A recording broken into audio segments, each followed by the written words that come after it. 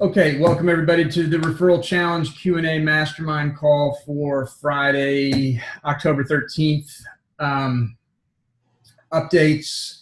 The only real update, which we'll expand on later, we were just talking about it briefly before we started the recording, is that Arin just spent 3 days with some of the top copywriters in the world, and just sharpening his saw, and also, sharing golden nuggets that these guys sit around and do. So we're all looking forward to hearing the stories, Arin. I'm going to put you on the spot to share some of those at some point when you feel it's appropriate, but would love to hear some of the things that went down there. And just congratulations on making that opportunity, come to be.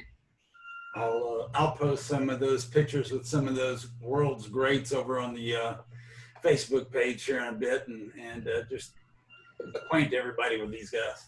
Yeah, that'd be good. That'd be good. All right, cool. Well, so we might have a few other people pop on at some point, but right now let's just get started with you guys. And Arin Lindauer, let's start with you.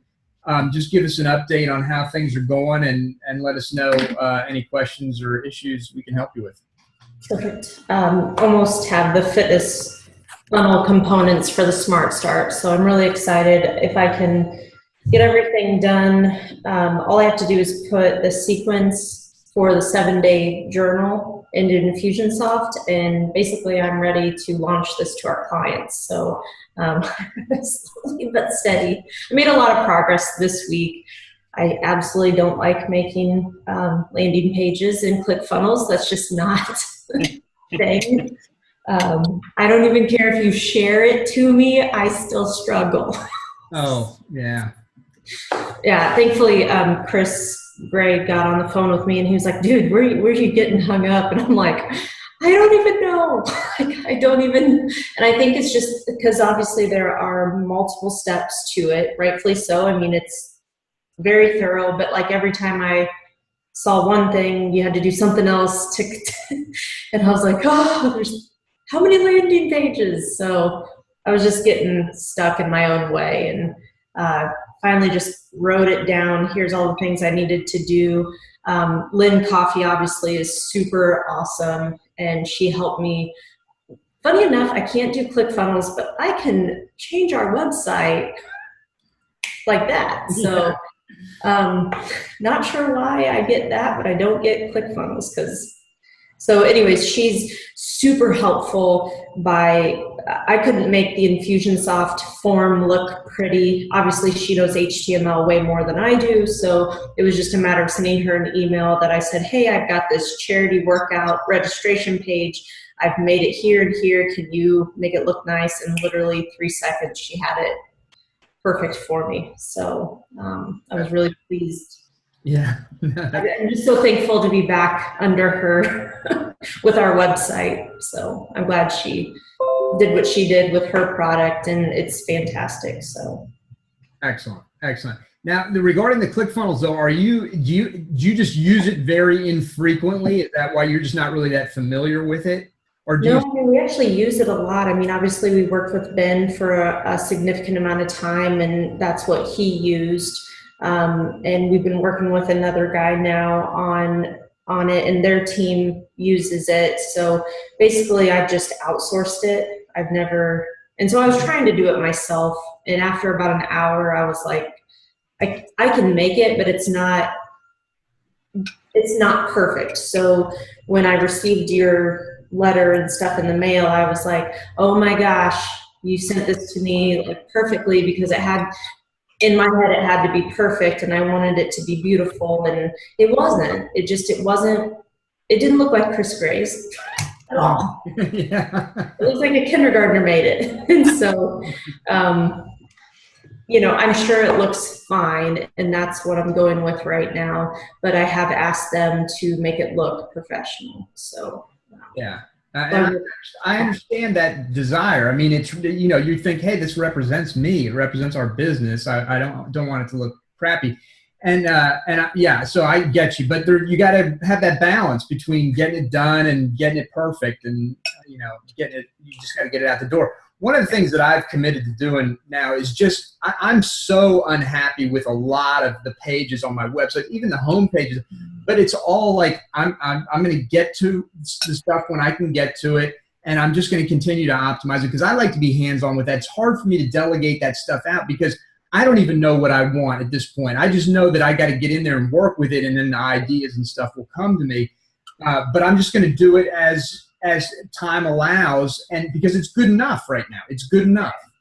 And so that's, a helpful mindset. Yeah, that's 100% where I even just had to look at the clock and tell myself, okay, if you spend any more time on this, it's done. Move on, next. Because I was just getting very hung up in it. Like you said, it represents me, and I want to always do things, clear up here, which again, I'm sure it's fine. So, but anyways, I can't speak higher than, Lynn. It was just an email. Hey, can you make this form look nice? And she was just 2 seconds and had it done. And then, so literally all I have to do now is just bring everything together in Infusionsoft, which that part I got. I can do Infusionsoft. Yeah. So, and then I was thinking about launching it Saturday, actually. So sending it to our clients. And okay, good. And what about how big is your list now, your email list? The actual emails, we have 1,600 on email. So I've purchased a lot of addresses, but not the emails. Yeah, but so email 1,600, and approximately how many of those are active clients? Oh, for active clients, we're at 110. So. Yeah. Okay, so you got a lot of prospects on there, a lot of people you can move into this, and then get the clients to have support. Yeah, that's great because you got a size list. You could make this thing pop pretty quickly, I think. Well, that's what I'm hoping. I see the big picture with having this, especially as I think our industry is really moving online. This is just going to be such a huge platform for, as long as Facebook exists, right? So I get where it took me a second to really put my head all the way around. Here's what you can actually do with this thing. So not only are we obviously helping people, which is why we're all in business, but then I can just see, okay, now I'm going to continue to grow this membership, if you will, and how it can impact, just by sending out a quick, hey, we're having this workout, $10, blah, blah, blah. Great. So now you're raising money for your charity. That was so cool because I was like, man, what a neat way to just get people in the door that may never have. And it's such a reciprocity. It's like everything you do in this whole SmartStart is reciprocity. So there's always, hey, if you do this, I'll give you that. If you do this, I'll give you that. And obviously it's great stuff to give to people. But then take this one more step, and I'm sitting here going, man, if I had a nutrition package I was wanting to sell, I have a very warm audience that all I got to do is put, a little message out there, hey, and that's, so I see that kind of working through, and that's where I'm like, okay, get this going. Yeah. Well, the way you just described it is perfect because that's exactly what it's intended to do. We think of like our email list as our list, our primary way of communicating and building relationship with these people in our community. This is now, it's clear. If email's here, your group, in terms of relationship, is up here because they actually get to see you and interact with you and interact with other people. It's not like they're just hearing little stories about your other clients who have done real well. They can actually see your clients posting something in there. It becomes much more, it's higher quality social proof. It's just higher quality relationships. So yeah, the conversions should occur much more quickly and easily within this group. Just as you said, that's exactly right. And it's I've never thought about it, but this is going to have the impact to getting, if I want to put 500 people on my list, this is going to be one of the easiest, cheapest ways to get people on our list, because I'm getting ready to hold 2 booths. One, I'll have the opportunity to get in front of 300 prime prospects. The other one is maybe 100 to 200, and they're not exactly our ideal market. I'm doing it because it's our corporate client, but you know, I'm sitting here going, okay, before the end of the year, if I could put 500 people on our list, how would I do it? Well, this is going to be a no-brainer. So here I am at this booth. I saw Chris had done, you know, a little business card that said, hey, join our Facebook group.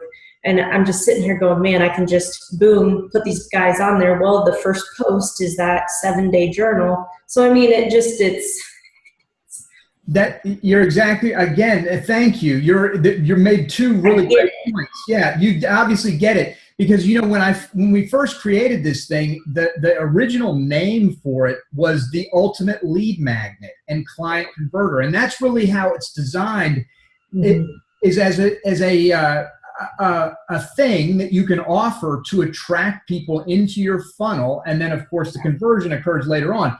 But I think Ultimate Lead Magnet is the appropriate name because it's 100% free, and the value is tremendous if you compare it to other types of lead magnets that are out there and available now, a recipe book or a 17 best exercises or whatever other type of lead magnet. This one's actually compelling. A little recipe book might not be particularly, I'm sure it's compelling to some people, but this is very compelling to a lot of people. right. Yeah. So thank you. I mean, it's it's coming along. Yeah, well, good.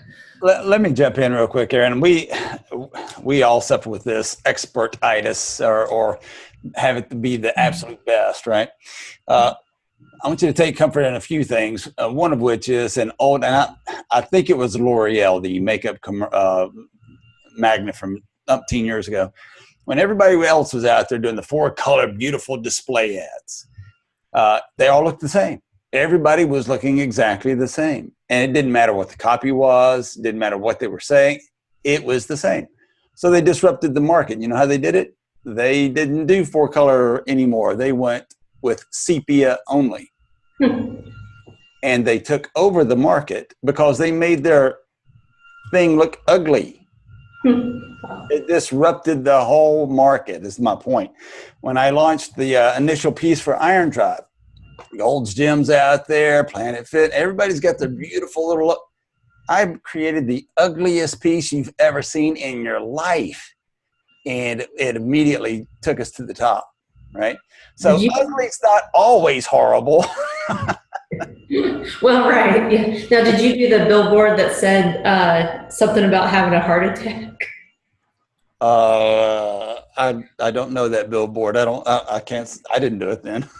Yeah, I was going to say someone, I mean, obviously their stuff was really awesome, but I didn't know if you had something, because one of their billboards said something about, something about having a heart attack. And you mean Iron Tribe? Mm-hmm. Oh, yeah, I don't know. Did they get in trouble for that, or did it cause problems? I think it stirred quite a bit, but it was obviously good publicity. Man, I almost brought our neighborhood that we live in has been a revitalized neighborhood, and it was extremely diverse when we first moved in 10 years ago, and now it's completely, I mean, you have 2 kids, a dog, and you're pretty much white. I mean, that's all it is. And gentrified. It's very gentrified, extremely. And it's one of those, this ad that this real estate agent put in is the worst ad. I'll post it if you don't mind. No. It has, like, I mean, if they don't shut down, I mean, they basically made themselves holy, saying that they were holy and that they broke ground on having these $600,000 homes, which I'm just going to be honest, none of the homes, except for these 4 that they built, are $600,000 homes in our neighborhood. And it's really bad. It was really bad. Like, you can do publicity and get attention, like you were just talking about, Arin, but they did it to the point where, I mean, people are blasting them. Like, they get backlash, and that can crush you. That can crush you if you misjudge and do the wrong thing. I mean, it's interesting. It's like the thing that went down with. I think I might have mentioned this when it happened, but what's his name? The pastor. Can't Calvin knows, but Calvin just dropped off. The pastor down in Houston, huge pastor. The guy, he's world famous. He has TV shows on Sundays. Arin, do you know his name? Joel Osteen? Yeah, Joel Osteen. Thank you.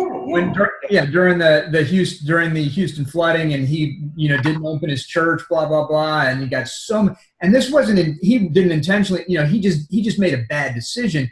On the flip side of that, there's this guy Mattress Mac down there in Houston who owns this huge retail furniture store with tons of expensive stuff in it. Opened his door, said, "Hey, anybody can come in, just use my furniture, hang out." And now they're naming a street after Mattress Mac in Houston. Wow. And Olstein's being vilified. I mean, it's just that, just making a bad decision can really hurt you. Yeah.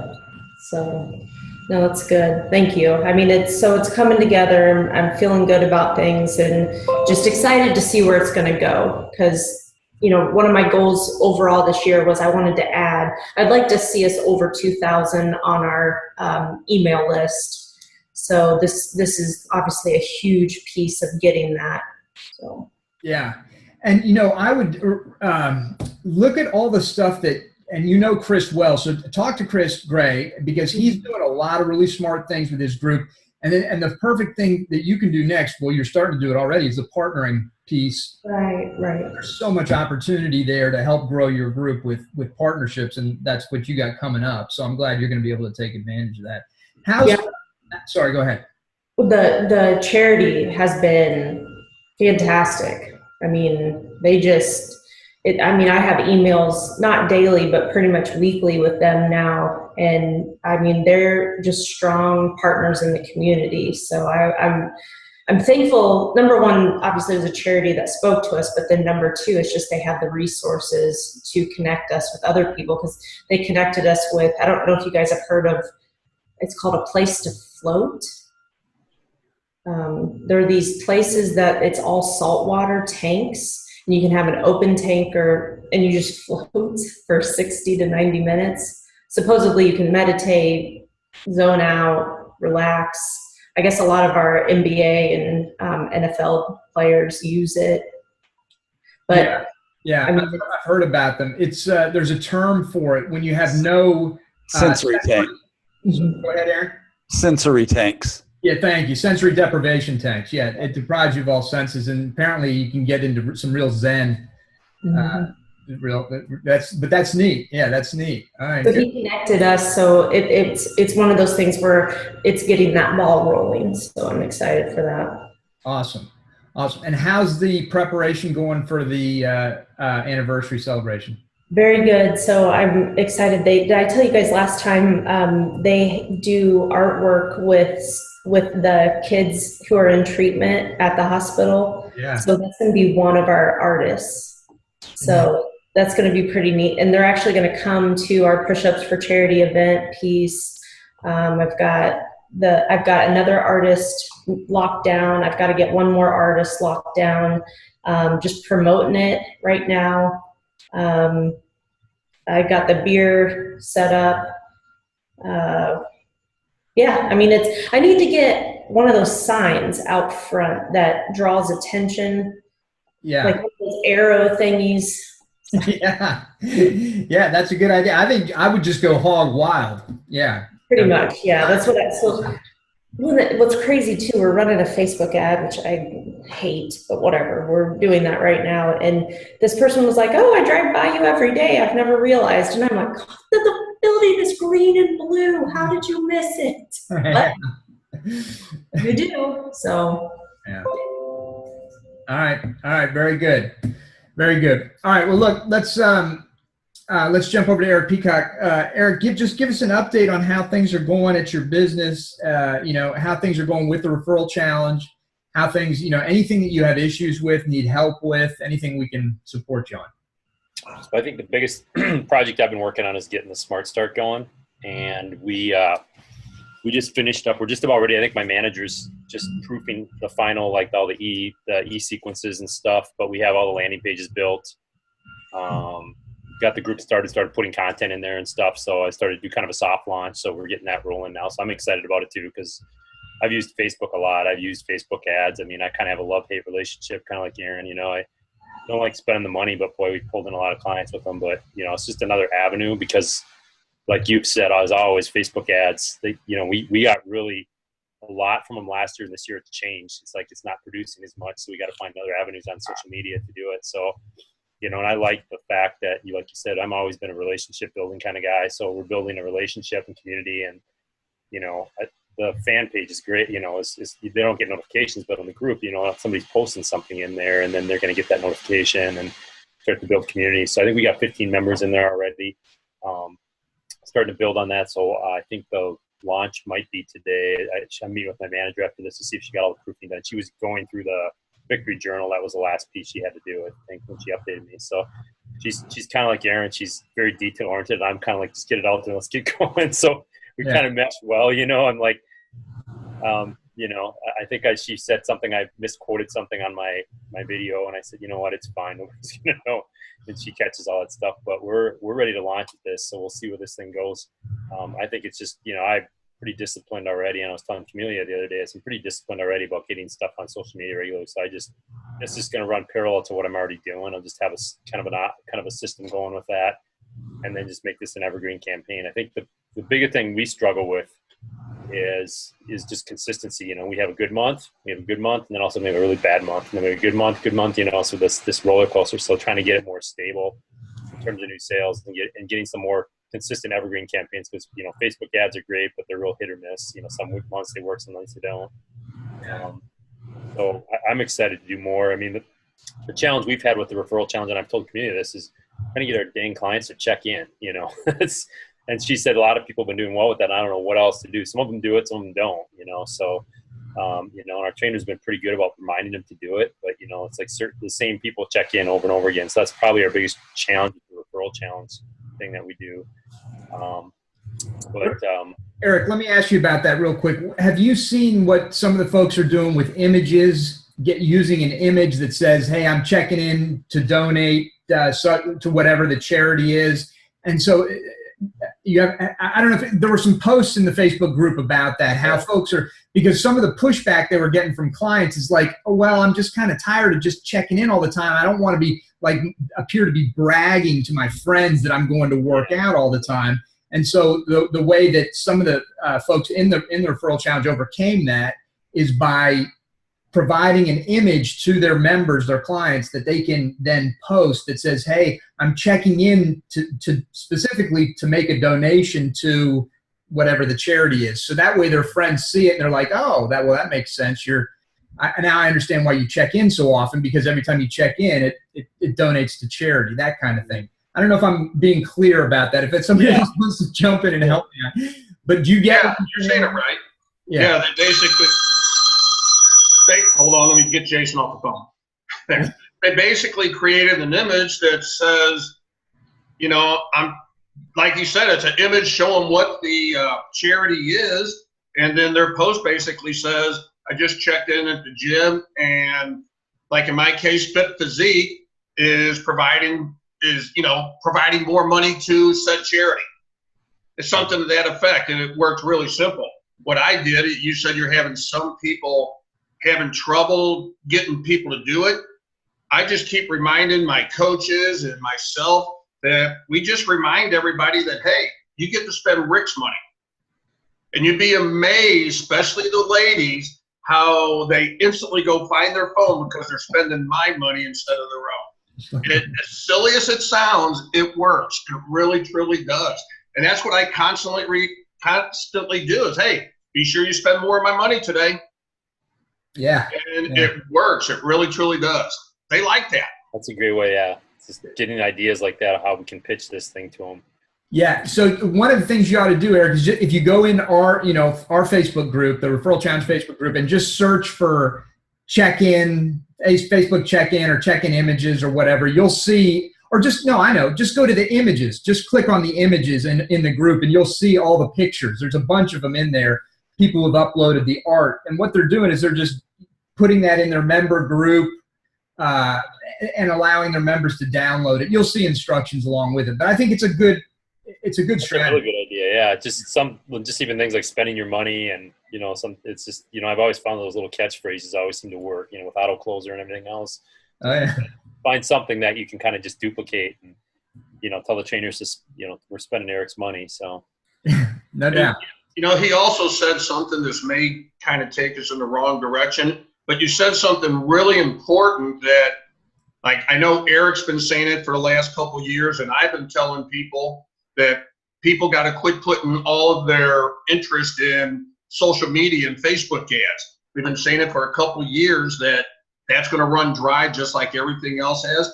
And that's where the beauty of the referral challenge comes in, is that this is alternative ways to bring, and the SmartStart and everything, it's alternative ways to bring people into your facility, still using social media, but without having to fight, the fall off in Facebook ads.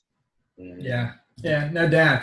And it's funny because I hear these stories all the time where it seems like Eric, you just said, last year was strong with you with Facebook ads. This year it's been so-so or whatever. Chris Gray was on the call last week, and he just recently just kicked ass with a Facebook ad campaign. So I'm hearing different things from different people. And it's always going to be that way. It just reminds me of the icing the cake stuff, how, like with Arin and down in Alabama, it worked so well. And then some folks up in California didn't work well at all. So it just depends on, there's a lot of variables that come into play.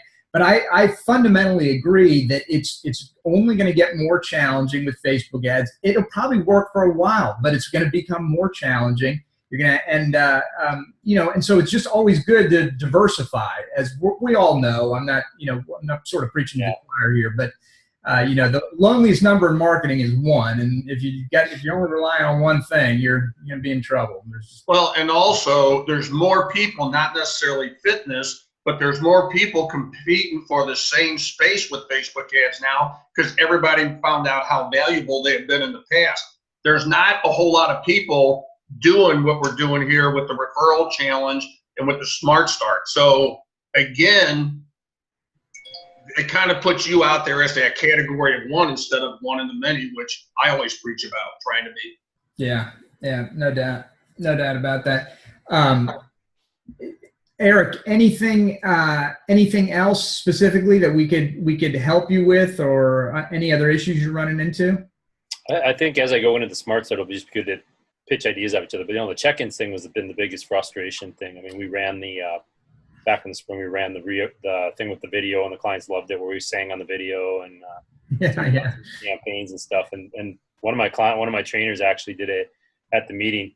He did a whole thing on your connection time, like you talk about, and he talked to the rest of the staff because he's the best one at doing that. It was awesome, but I'm like, this is totally exactly, he could have been you up there talking, about how he gets into their interests and talks about the football game or whatever, and so it was really good. So, trainers are doing that really well. So some of the stuff we're doing well, but it's just some of these other pieces that we need to bring around. And it kind of reminds me, like Rick said, is you spend all these money on Facebook ads. And then the other part that's real frustrating is the politically correct Facebook police that, will shut your ad down, and, all of a sudden you got to reword something. And I had a boost the other day shut down. They said there was profanity in it, and there wasn't. It's just like they have these robots that and it's quicker now, but they shut it down, and you're like, well, what's wrong with this ad? So you just never know if it's going to punch through, and then you got to change the language. And, you guys, for marketing, when you change the language, it's like, so I like the referral challenge stuff because it's more self-driven versus throwing it out there and hoping the Facebook police approve it. And then, it's kind of like rolling the dice, kind of like direct mail was with the, ice on a cake. Sometimes it worked, sometimes it didn't. So. Yeah. It's interesting too, because they do really police those ads, but yet they allow people to show them, suicides and stuff on Facebook Live on that. I don't know how that happens. It's just weird. Well, I can tell you unequivocally that Facebook hates fitness as an industry. I mean, if you try to do anything, it doesn't matter what the facts are, you put up a before and after picture and you're not only done, you're done for a while, right? They're going to knock you off and cancel your freaking account, and then you'll fight to get it back. And it doesn't matter that it's true. They just hate this industry. And so you have to skirt around so many things. Before we move on, Eric, I wanted to check with you, your comment about singing on video. Was that the client referral campaign? I mean, reactivation? No, it was the reactivation one. Right. How did it go? I haven't heard. How did it turn out? I think we reactivated like 3 clients off of it. You know? Okay. And I think we put a list out about 60 people. So it was just something because we run all the old MPE ones. I actually still have Eric's 3-letter sequence from way back in the first thing, the ultimate marketing machine thing you sent out. I still use that one once in a while, but I have done the BYOP from MPE. We just needed something new. It's like you run a marketing thing into the ground. It's like a football play. So eventually the defense figures it out, and you got to have a new play. So Yeah. that was actually really good, and the clients got a kick out of it, and we didn't, it got them to respond, because they thought it was funny and everything. So I'm going to run it again. It's just it was unique, and like you said, how do you stand out instead of just send a form letter? And sometimes you get in that trap of, well, I'm just going to tweak this campaign and run it again, and it looks the same, but it looked different. And definitely got a response, even though not everybody came back. It definitely connected us with some of our old clients too as well. That hey, I'm not ready right now, but that was great, and keeps them in that warm list. So. Well, I'm glad you shared that, and I appreciate you doing so. You're the only guy that I know of so far who has run it, and so. There have been a couple, Arin. I can't think of the names off the top of my head, but I know I've heard a few stories about it. Okay.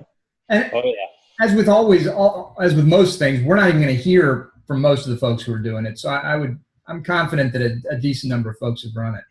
Arin, you ran it? How'd it go?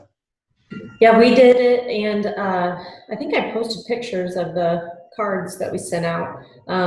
But we renewed one person. So, okay. And I want to say we sent it out to, I think it was around 50, 60, somewhere around there. So, obviously you always want more, but for the amount of money that it costs to do it, one was fine.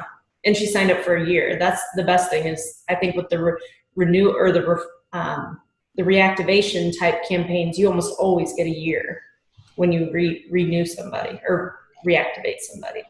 That's great. That's great.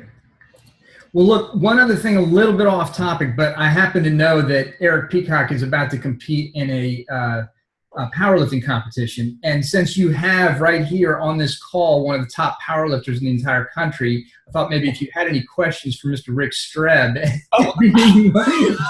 you wanted to pick a brain. I knew that was coming as soon as you said that. At this point, I think he's going to agree. There's not much. It's taper time, How far are you out? What's that? How far are you out? A week from tomorrow. So yeah. So you've already figured out your openers and everything. You just pretty much just got to go do what you got to do now. Right. Yep. It's pretty much like you said. There's not much adjusting at this point. Yeah. Nope. What are you shooting for, Eric? If you don't mind talking, I don't know if it's that's fine. If you can talk about those kind of things. I'm not ready to jinx yourself. But if I can, I'm shooting for 500 deadlift, a 300 bench, and if I can get a 375, 400 squat, that would be good. Squat's the hardest one, as Rick will say. You got to get so dang deep. Parallel doesn't cut it, so that's the hard part. Yeah, you got to break parallel. That's for sure. Yeah. And you're a big guy, aren't you? Are there guys that compete against that are as tall as you, Eric? Yeah, those guys. I'm a weasel in this one. Yeah, these guys are all the gym I work out at. These guys they do it year round. This is like I'll do one meet a year. This is my second meet, so this is my second one. So I'm kind of a rookie. So okay, all right. Well, good for you. Go get them. Post your numbers. I'd love to hear them. We all would. Yeah. I'm not going to tell you mine. Yeah, you'll make. Yeah, I'm sure you're way up there. The guys in my gym are in the 600-700s and a lot of those lifts. So. Okay, good. Rick, what are yours? I'm curious. Can you share them? I know you don't. You said you don't squat much anymore, but when you did? I squat. I just don't squat as good as these other guys, But my bench right now is about 635. The bench is 635. Oh my. And what were your squat and deadlift when you did those? 810 squat was my best, and about a 745 deadlift. But at my age, I'm not squatting or deadlifting anymore. Yeah. I just love to hear that. It boggles my mind. I saw that Brit, and we'll get right back into business. But while I saw the British dude, the strongman guy, who's I think set the world record for deadlift, did like 1,100 pounds or something like that. The dude looks, I am not kidding, like a gorilla. He literally looks like a human gorilla. He has the largest shoulders, and his body's shaped like this. He looks like a cartoon gorilla, and his arms are long. It was just amazing to see him lift 1,100 pounds. Well, it looks like Calvin and I need to have a bench off from his chat message.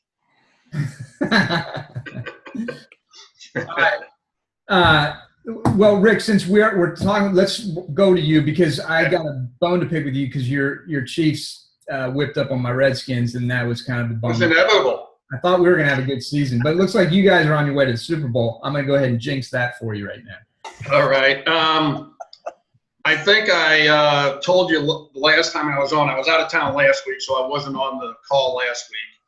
I was having a good time unwinding. Yeah, I saw some pictures. Yeah, but we looks like we got the whole Stripe and ClickFunnels issue figured out, what was going on there. So everything seems to be working now as far as that funnel you and I have been talking about, Eric, for implementing nutrition into the SmartStart. Working on some other things with some developers that are going to be really cool. Again, some of the stuff you and I were talking about with the supplements and everything, and incorporating them into the whole nutrition thing. That's really been my focus since I've been back, dealing with developers that don't understand the value of time. And time is money. So aside from that, just really getting back in the saddle this week. All right, good. How was Cabo? Loved it. I bought a place while I was there. Wow. Guess it's pretty good. So I'm thinking, so I can write the whole thing off, I'm going to do like 2 masterminds a year there. Nice. Where can I sign up for that now? Absolutely. Yeah. Absolutely. It sleeps 12 people, 3 bedrooms. So that's beautiful. Just FYI, do you know Hut Allred, James Allred? Does that name ring a bell with you, Rick? It rings a bell, but I don't personally know him. All right, but Eric and Arin know him. Chris, you know him too, I think, don't you, Hut? Anyway, he just reached out to me out of the blue the other day via Facebook. Haven't heard from the guy in 10 years. He's probably my oldest customer. He goes back to 2000 him and Coach Barry, I go back to around 2000 with me. But Hut's a great guy, and the reason I mention him, Rick, is because he is building a vacation home in San Lucera or something like that, which is just up the coast from Cabo. Yeah, about 20 or 30 miles, I think. Yeah. So anyway, he'd be a good guy for you to. He's a sharp cookie, sharp businessman. Cool. All right, very good. Well, I'm glad things are going well. Welcome back. I know it's sometimes tough to get back in the saddle when you come from a awesome day. Just playing catch up. That's all. Yeah, I hear you. Calvin, let me jump down to you. Are you available to talk? Calvin? Okay, if not, Chris, then let's go to you. Chris Gregg, let us know how things are going with you and anything we can help you with. Yeah, things are going well. I don't have a ton, but what we've been working on is just an extension of what I talked about last week, is really getting prepared for next steps. We're at, probably well over 80% capacity, and just working on lining up staff, interns, thinking about how we're going to restructure our training sessions to expand into the additional space that we have. So working through that with Camellia, and also looking at to make sure that as our numbers grow, we keep our finger on the pulse and we don't start losing clients out the back door. We've been there and done that many times. We don't want to do that again. So we're looking at, like Fred Zoller's ambassador program, as well as, Arin and Tony helping me out with some accountability systems with our coaches to make sure that people stay on track. Awesome. And what about your getting some leverage situation. How's the training of your staff person going, your admin? I mean, as I recall, she's relatively new, right? She's fairly new. She's been with me for about a year now. She's now full-time. Okay.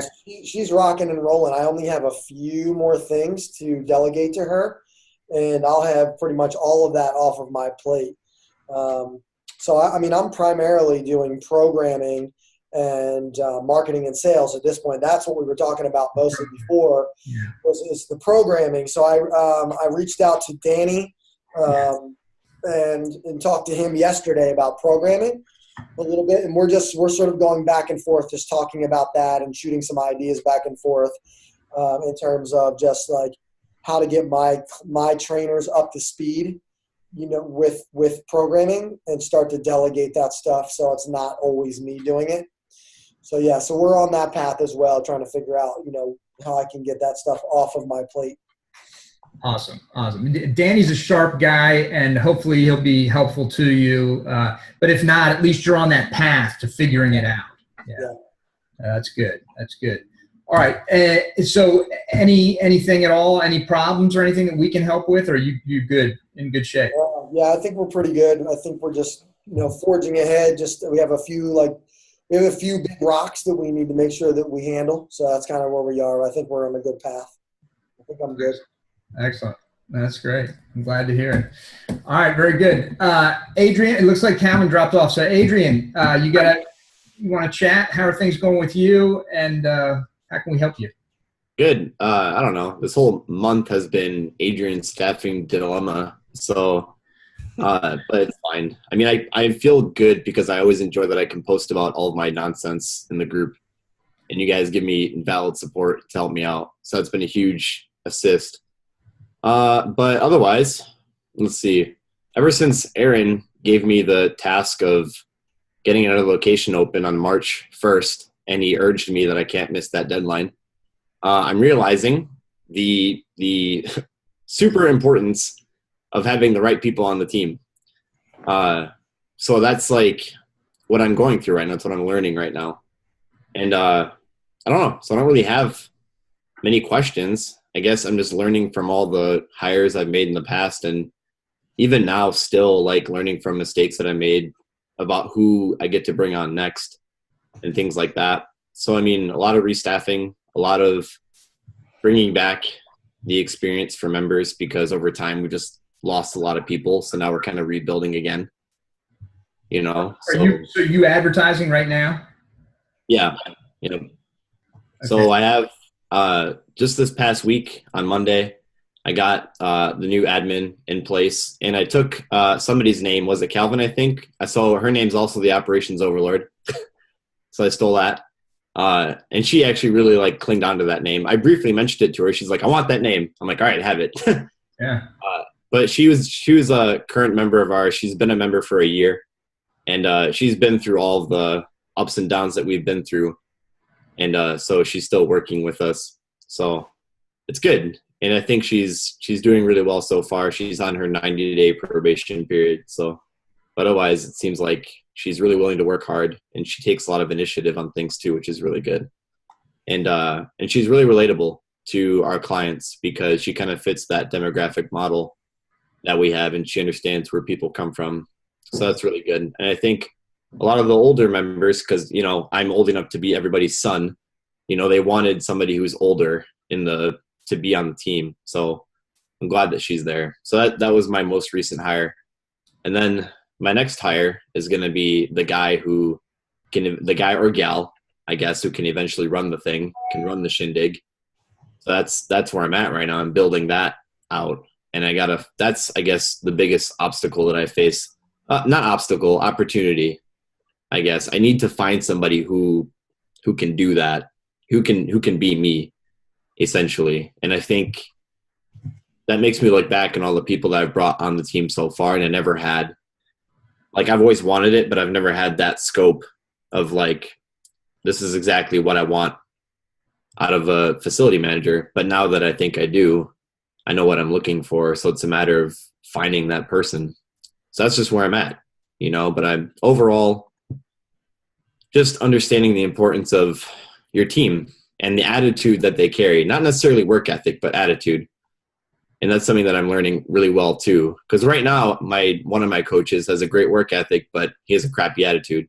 So eventually he's going to have to go. So as soon as I bring on my next person, I'll be able to shift him out and then fill in his role as well. So that's the plan moving forward. But it's just been hard. It's been hard, to be honest, because these are all things that I have the most difficulty embracing, because a lot of it has to do with conflict. Even though it can be constructive conflict, it's still conflict with people. And so when it comes to like marketing and systems and all that stuff, I'm like, yay. But with people, I hate conflict. So I've always wanted to keep the peace. So I've gotten really good at handling conflict. So I know I'm learning from all of this, even though it sucks. And I'm really glad that I have you guys to vent at. It really helps. I was just thinking, yeah, you're right. This community has really rallied around you, in a significant way, and I think that's just incredible. As you were talking there, I was thinking only a couple of you guys will appreciate this, but how valuable it would be for Adrian to have about 1 month of intensive coaching from Dick Chilton on how to get the rat shit out of the rice in your business. Dick is he's the master of confrontation. He's the master of conflict. He looks to incite conflict so he can intentionally get the rat shit out of the rice, so he can clear the air. And he's very, very good at it. And I know that that's uncomfortable for a lot of people to do, but it's so effective when you learn how to do it the right way, as long as you're coming from the right place. A question about what you said about hiring the person that's going to replace, that can fill your role. Yeah. Are you going to hire a couple people and sort of let them compete against each other and see how that plays out, or what's your strategy there? That's what I'm thinking of. I think I'd rather kind of do it one at a time, not necessarily have two people kind of competing against each other, but test one at a time. The hard thing that I'm still like racking my head against is how do I test for character, and how do I test for attitude during the hiring process? Like, what things can I put in place where it would kind of be like a little bit of a pressured situation where I can see how this person responds. And I don't want it to be just like, oh, how do you respond to stress during an interview question? Like, I hear you. You're gonna be like, I'm great. you know? Well, let's see what folks have to say about that, because you got a lot of very salty veteran folks here. Yeah. Erik, Arin, Chris, Rick, Calvin, any of you guys got any suggestions? Yeah, we just went through, if this gentleman hadn't left our facility, we would have had to move him on. He was doing a lot of things without integrity. We lost a ton of clients. Reason we're rebuilding so hard right now is because of how many clients we just lost. He thankfully moved on, but he's actually in your neck of the woods. He's in Michigan. So if you come across to Justin Thornton, don't hire him. Might want to write that down, pal. Yeah, that's the benefit of a mastermind right there, brother. Do you know what? Do you know any area in Michigan he's in? Yes, Livingston. Livingston? Sure. I have no idea. All right, whatever, it's fine. Okay, well, I'll find out. But in this process, so, I mean, Tony and I just interviewed 30 people, and it sucked. Like, it absolutely sucked, because you're so picky at this stage of the game, and just no one was jumping. It was like, yes, you could groom this person. Yes, you could grow this person. And that's truly and sincerely, you've got to look for who is willing to be coached. That's that. But then we took them to lunch, and we wanted to get to know them on a little easier playing field. We're not in the gym. I want to see how you act, manners. It was kind of going back to the whole Dave Ramsey thing, where he invites their spouse and them to dinner and like gets to know them. So we just did lunch, but go and have coffee with them, ask them about their life. Like, we always call it the Randy Hart scene. So basically, like, interrogate, and I mean that with love, because obviously we love Randy, but Randy has the best way to, like, tell me your whole life story. Yeah. So, question for you, Arin. You say you interviewed 30, you took them to lunch. Did you take them all to lunch at the same time, or did you take them? we narrowed it down to like our top 5, and then it was taking them to lunch, and it was just a matter of I wanted to see them outside of this environment and get to know them on it. Like, you know, what's your hobbies? What are you doing? What's your workouts? I don't know, because most of these people were straight out of college, and it was kind of like, what experience do you have? And a lot of them didn't have anything, and so it was tough. I mean, hiring is, I hands down hate it. And I will tell you too, another thing just from these years in business is we've always have an ad. We always have an ad. We're always collecting resumes. We're always letting them know, hey, we don't have a position right now, but we're going to keep you on file. We're always phone screening, because we've had to replace, I mean, Eric, all you guys know, we struggled those first years of business. I mean, it was rough. Yeah. Yeah. And that's such an important thing for you to take away, Adrian, is that you're not alone, brother. You know, so many of these folks have been through the same shit you're going through. You're just getting hit hard in a condensed period of time. You're having to run the gauntlet. Yeah. That's what I even said to Tony, as I was like, man, this guy Adrian, and like, you know, he doesn't know you because he hasn't been on these calls, but I was like, man, he's so where we were. Like, I'm like, I just feel for you, because you just have to unfortunately get through these things. But right now you're getting, I mean, this is it. You're going to get through this. You're going to build this business bigger, better, stronger than it was before. But right now you're in the storm, and it just sucks because it consumed you. And I needed to know if you ever took your wife to dinner. Yep. Did you? Eric, what about you? You got anything to add on that in terms of, yeah. Yeah, I know years ago we had a deal where I had 2 trainers here, and one of them was my top trainer, and this is back when we had some independent contractors, but this one was my biggest independent contractor, and they teamed up and decided to open a CrossFit two blocks down from my place, you know, and luckily I was going down to spring training. I was around, you know, other professionals like myself. I was just pissed off, and, you know, kind of like, you know, you want to shut the doors and just be like, and it's good to be, you know, have a group like this. But I know, you know, looking back on that, it sucked at the time, but it was actually really good, because these guys wanted to turn my place into a CrossFit, and it got me really clear on my vision of who we are. Yeah. And I know I read Adrian's post just before I got on this call. And I think really one of the things I did that was really, really effective was I wrote an open letter to my clients, and I sat and I really thought it through, and I gave it to some people like my dad and stuff that really thought, you know, to look it over and say, how does this sound? And the letter really, I mean, it really held a lot of clients, because I thought they're getting a bunch of clients going to jump ship, but it really kind of just laid out the vision. And, you know, I've been really lucky because I've always seemed to find staff members. I haven't had to do a lot of marketing for it. I've always seemed to find them through my networks. But I think it's just like when you show a position of strength and vision, it always comes off better. When they don't know what's going on, they start to, you know, it's just like the media, you know, people just kind of guess, and then it gets negative and people kind of guess what's going on. So when I sent that letter, I was really clarified on what my vision was going forward. And I was confident. I said, hey, if you don't think this is the right place for you, you can get out of your contract and you can do whatever you want. I want what's best for you, you know. And I had an abundance mentality, like, you know, we'll get the right people in, we'll get the right people out. And I think that conveyed that in the letter. And then we just went through kind of a deal.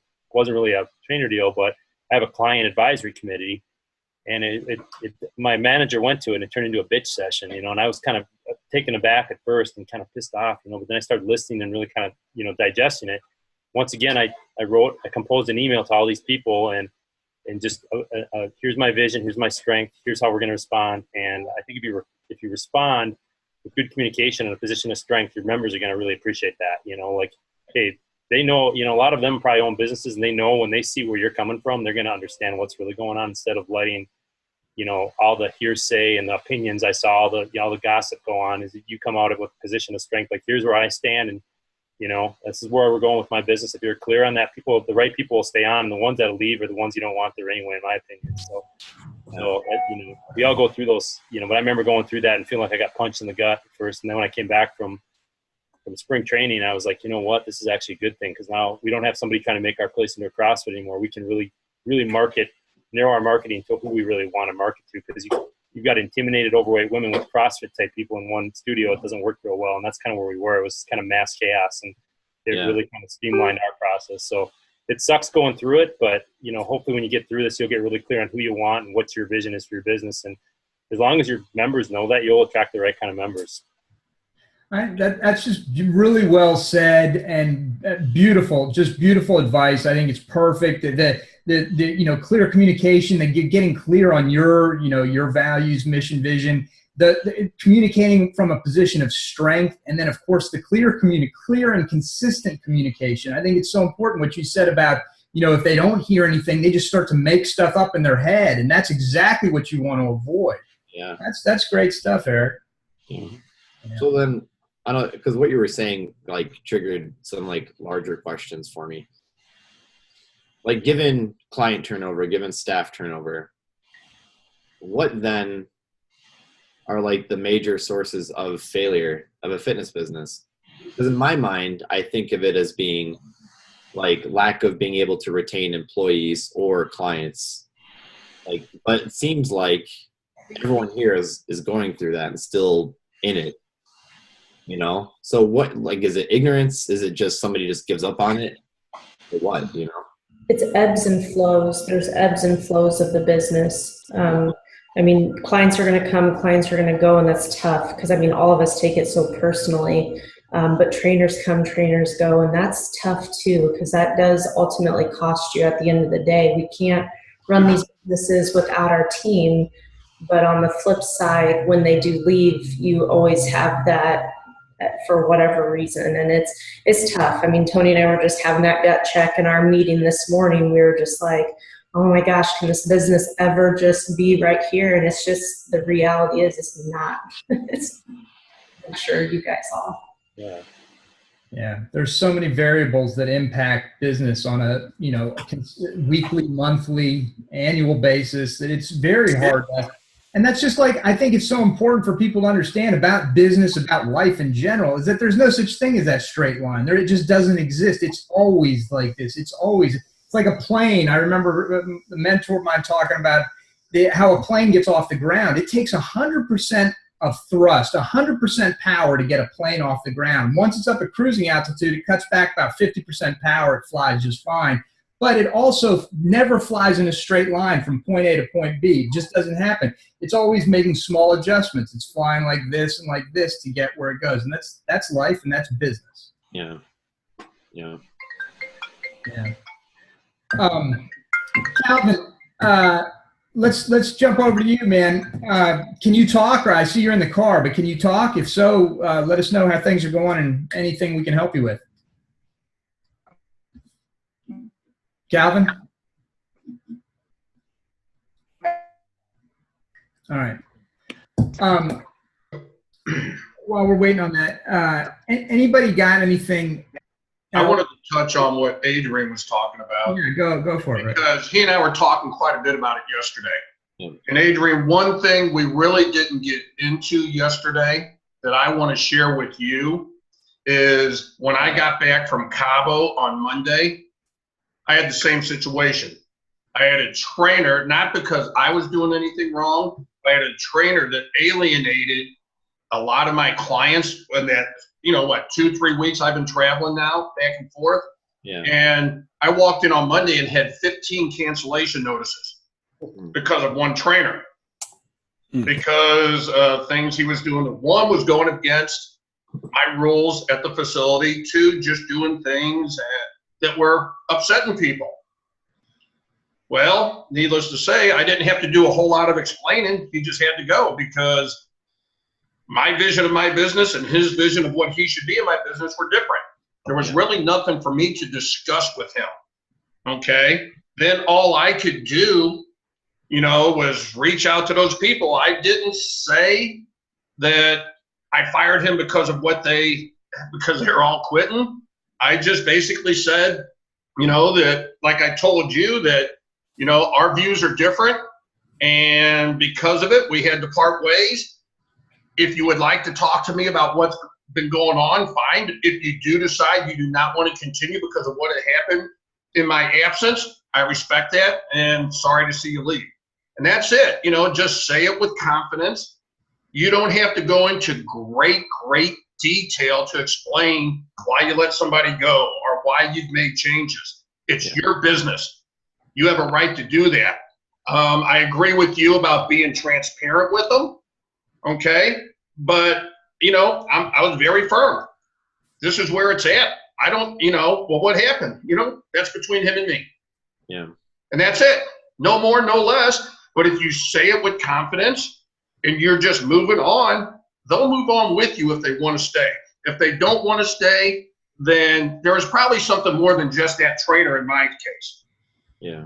And that's what I was having a hard time with. And that's why I wanted to, that was actually my next question too, because, and I don't know what it is with people sometimes, but because for the last 2 trainers who left, I tried to explain their leaving in a very positive way. Because from my perspective, I don't want to bash anybody ever. It's not my job. But other clients took that as like me, like trying to hide something under the rug, or there was an elephant in the room as to why Adrian didn't explain the real reason as to why they left. So then they were really upset about that. And I just don't understand. Like, if you're so upset about it, you want to know everything about my business, but you're still showing up, like, I'm confused. It's like they're saying one thing but doing another, Well, like I told you yesterday, don't overthink that. Okay? It doesn't matter what you do. There's going to be some people you're just not going to make happy. Yeah. Okay? And just accept it. Like I told you, as long as you in your heart and soul are doing what you feel is the right thing for the business and the right thing for your clients, it's going to shine through. People will see the truth ultimately. It doesn't matter what somebody else is saying. If what somebody else is saying about you doesn't align with what people see, smart people are going to know that, and don't worry about the rest. I'm serious. I mean, I know it's hard to at times, but as you get older like me, it makes it a heck of a lot easier to just let it roll. Like I said, I didn't get a chance to tell you, I had 15 cancellation letters, almost $4,000 a month. Yeah. If they want to leave, I feel confident enough in my sales skills to build that back up, even in my community. And I think you should have that same confidence in your own skills. Because there's no doubt, I mean, Erik, Arin, we all see this in you. Yeah. We see it in you every time we talk. So I think you're going to be okay. Yeah. It's my people-pleasing tendencies that get the best of me, because I want to make sure that everybody's happy. And I know we talked about that too. And that's what I'm overcoming. But also remember this, if you're making everybody happy, you're not doing your job right. Yeah. Yeah. You're trying too hard to please everybody instead of doing what needs to be done. Along those lines, Rick, Erik mentioned him earlier, there's a world-class copywriter by the name of John Carlton who makes your point, especially when it comes to selling products online. He's like, if you don't get a 7 to 15% return rate, you're not marketing aggressively enough and you're not charging enough. Because now you're actually losing money because not enough people are getting a refund. I mean, that takes a psychological mind shift right there, dude. Yeah, it does. That's a good point. Yeah, just keep that in mind, Adrian. You're not going to make everybody happy. So don't try to. Do what in your heart is right and in the best interest of your facility first and your clients. The rest is going to take care of itself. It may not happen overnight, but you have to trust the process. Yeah. That's the best I can tell you, buddy. Like I said, I didn't get a chance to tell you because we were texting back and forth so quick, but yeah, that's what I got thrown into Monday, the exact same thing you were going through. That's why it was easy for me to say a real quick 2-sentence answer is exactly what I was doing, because that is exactly what I was doing. Yeah. I know it seemed a little bit short to you, but that's exactly the way I was handling it. Yeah. I think that's perfect advice. That's exactly ultimately what it comes down to is really, I think where the rubber meets the road, it's confidence. It's confidence in yourself and confidence in what you're doing, knowing that as you're putting out a great product, you're doing the best you absolutely can, and confidence that if people don't like it, they can take a hike and you can replace them. It's confidence. Yeah, that makes sense. I just need to take that from here and internalize it through time. No, you need to take it from here and put it up here. No, I get it. That's the problem, I think. I get so much stuff. Like, I understand it intellectually, but then acting on it. But I think that's why this past month has been good, because a lot of stuff has just been thrown onto me. I haven't asked for any of it, which is fine. But it's just hard. It just sucks right now. Yeah. But I'm learning from it, I think. And let me just say this, Adrian. When my kids were getting ready to get their driver's license, they're 16, they're getting their driver's license, and dude, right? They want to hit the road. Yeah. And I'm like, now let's just hit the brakes for a moment, boys and girls, because although you think you are more mature than your peers, and I will agree with you, and although you think you have a higher responsibility just inbred thanks to mother, you do, let me just say something flat out. You're 16. You're still going to screw it up no matter how mature you are, because you don't have time in grade. Right? And so, based on all that, bud, you're 24, 25, 26. How old are you? 26. All right, you're 26. I'm 56. Eric's in his 50s. I mean, dude, you just got to have some time in grade for this to marinate, and you'll finally get there. Yeah. I'm glad you didn't mention my age. Thank you. There's a 104-year-old guy on this show, but we're not going to say who it is. 105 at the end of this month, too. Oh. The whole point is, Adrian, sometimes you've just got to be in it long enough to get it. Yeah. Exactly. Yeah. It's like hours in the cockpit. My brother's a pilot, and that's, the more hours they get in, the more trusted they are as pilots. That's. But there are ways to, you don't have to have those hours. You don't have to wait until you're 56 or 51 or even 29 to embrace this stuff. Really, as Rick was alluding to earlier, there's no substitute for experience. What Arin was talking about, there's no substitute for experience. But you're learning from people who are experienced. You're hearing the wisdom. It's whether you're willing to embrace it and then apply it, because that will accelerate your learning curve dramatically. Yeah. That makes sense. I feel like I have to if I'm going to get anywhere fast. Yeah. Well, you're going fast. You just, like I said, you're just hitting a rough patch. That's it. But, you're doing fine. It's a process of self-development, man. I've almost closed my business 3 times already at this point in time, right? So you just got to be willing to stay in it for the long haul, man. I agree with Arin and Rick and what they were saying. It's ebbs and flows. But in my most recent 4 or 5 years ago, I probably almost lost all of my clients. And as I look back on that, it's because I wasn't ready to lead at that level, So, and every time for me, I always take ownership of where I'm at, no matter what. And I just, when I went back and looked in the mirror, and it always comes back to me, and I would dig into self-development, personal development, get coaching, get counsel. And, every time, I found what I needed to get back up on top of the mountain and go to the next step. So, you're always going to have these ebbs and flows. It's going to be ups and downs, but you learn from every single failure, and that makes you stronger every time you get back up again. And you're a little wiser, you're a little smarter. And the most important thing is you don't quit. You keep going. It's the same thing we tell our clients, right? So you just got to practice what you preach when it comes back to that, And I would just tell you to just get as many people in your life to surround you and pour life in you, speak life into you. And, we'll coach and counsel you as much as possible and lift you up. That's what worked for me. Yeah. That's what this group is to me. Dude, that was awesome, buddy. That was some good shit. You need to mark that one down right there. No, that's good stuff. You've got a future. You need to open a church, or you need to preach, brother, or do something. You be an evangelist for fitness, whatever. That is. But Chris, that was beautifully said. Beautifully said. Yeah. Thank you for that. That's good. I will just add this. There are a lot of people who get coaching, get help, have support groups, and not a lot of people. There are some people who do that. They know the path forward, but they don't embrace it. It's like what Camellia says, one of Camelia's biggest pet peeves. I buy books like crazy, and Arin does too. I'm always buying books.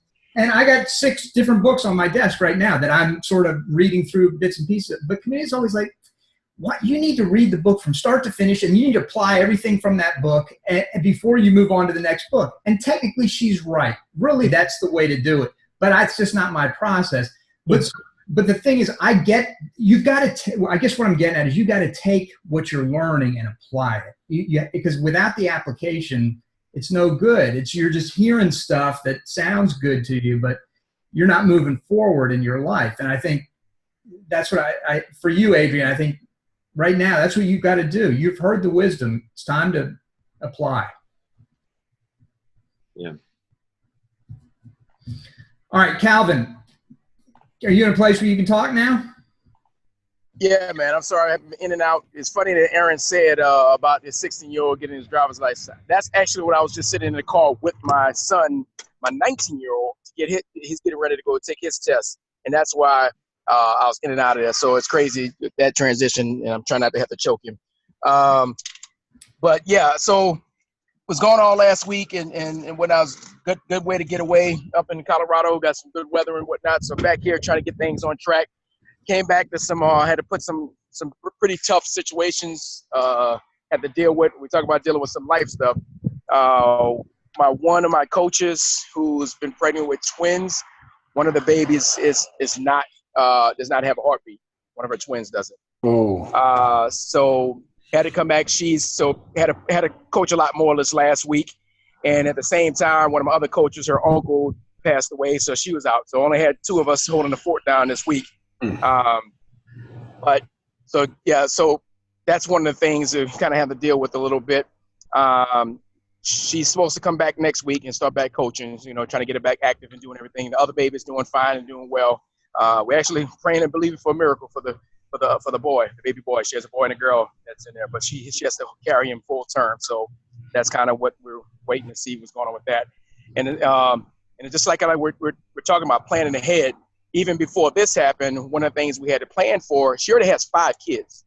So we're looking at up to having 7, and there's a chance that she wouldn't come back, And so I have to plan that with my other coaches, just saying, hey, there's a chance that she may not come back, may not be involved, and may do, and so how are we going to plan for that? So we're going to have a plan in place just in case that didn't happen from the get-go, that we're working on a contingent plan ahead of time. So some of the stuff like we're talking about Arin, I know a lot. And I'm not as old as all these old farts on here, but I've been a while. But you're in a great place to learn from our mistakes and those situations that we've gone through. How do you handle that? How do you deal with these particular things? So, also per Eric Ruth was a good idea to have a conversation with Camellia. So I did hire a zookeeper to help me with my zoo. So I'm bringing Camellia on to help me with that, get my stuff together, getting everything in gear. So we're starting up with that as well. And I'm looking forward to seeing both of you guys next week at the deal in Houston. Rick, I did finish my video and downloaded the music that I need to go with it. So I did the Facebook group video. I need to just put the music into it. That's the only thing I have left on that. So thanks for the kick in the butt to make sure I got that done. So I did that this week here. So that's going. Like I said, I'm looking forward to next week getting some things to apply along with what we're doing already to keep things moving in the right direction. But that's mainly what's happening. I've got all the stuff for the group, and then I do have one question. I guess I'm a little confused where from taking them from the group into the actual funnel itself. That's something we have to really set up in a ClickFunnels or any other way to where we put them to grab the emails and things of that sort. Yeah, I'm not exactly sure how that's working from there. Yeah, no, you've got the mechanism for converting them from just a group member onto your email list. So that's with the Habit Maker stuff. You've got that. So yes. Now you've got them on your email list. Most of them. You're not going to get all of them. Most of them on your email list and in your group. Then the conversion process, the evergreen conversion process is your weekly charity workout. That's evergreen. So you're always doing that. Another evergreen conversion process is your Ask the Expert, because that should give you some opportunities to engage personally with folks who are going to be telling you about their problems, and then your action is the solution. come in for a charity workout, or sign up and come and, join us, that kind of thing. But on top of that, what we want to do, the vision for this is to begin to launch a variety of different offers inside your group, just like you would to your email list. So you're hitting your email list and you're hitting your group members. And the belief is that because the relationship with the members in your group should be very strong because they're seeing you on a consistent basis. The conversion rate within that group should be very high. So you're going to constantly, or not constantly, but regularly be putting offers in front of them, nutrition-based offers, fitness offers. Like if you're running a challenge, we'll do little challenges, put that in front of them. So you'll be converting them in a variety of different ways. The funnel will be just really whatever offer you're putting in front of them and whatever that call to action is to get them to convert, whether it's to call you or, so there'll be a lot of different, if you're thinking in terms of the funnel, if you're thinking in terms of what are the actual web pages that are necessary, we'll work through all that, but you could probably just use whatever you've used in the past for your various offers. Okay. But that's it. That's sort of the big picture. Does that make sense? Yes, it does. That's what I thought it was. Just kind of move. I was trying to go through the flow charts and get back to get an idea of where it's moving to the next thing. That's something I just got in regards to what you just said. Oh shoot, I just heard it and missed it. But I mean, yeah. So that makes plenty of sense in regards to where it's going in. So all that's being. Oh, that's what it was. I had two groups. I had one that was what I called various strength and fitness inner circle, and then I have the Get Fit group. And I have both groups. I'm actually having Facebook content daily, Monday through Friday content, but both of them. I'm going to stop doing the one for the members itself and get them more active in the Get Fit group. And so I have one lady who posts pretty regularly, takes really good pictures and all that. So I'm going to actually kind of make her the mayor of it, kind of the mayor of the Get Fit group, because she always takes a lot of great pictures at the gym and does a lot of check-ins and give a little, little cut back off of her monthly fee, so that she can be the person that does that. So that's kind of what I'm looking at right now. That's a great idea, and that's a great title, mayor. That's beautiful because it's Get Fit Your Town. She's the mayor of Get Fit Your Town. That's we're gonna have to share that with everybody, Calvin. That's just good stuff, man. Excellent. Yeah. Excellent. So that's about it. The one lady who was gone, Michelle, was my overlord of operations. She was the one that was gone, so got to get her caught up on the new stuff and get her moving. But, so she was out with her uncle, and we'll be back here shortly. So that's it. I'm just, like I said, just looking forward to getting some more stuff concrete this week, and I'll get a lot done before I head out there to see you guys down there and add more structure. Awesome. All right, that sounds good. We look forward to seeing you in Houston, Calvin. Okay, appreciate it. All right. Anybody else got anything before we wrap this up? No? Everybody good? All right. Well, then, thank you all very much. Appreciate your time today. Hope you all have a wonderful weekend, and we'll see you on Facebook. Take care.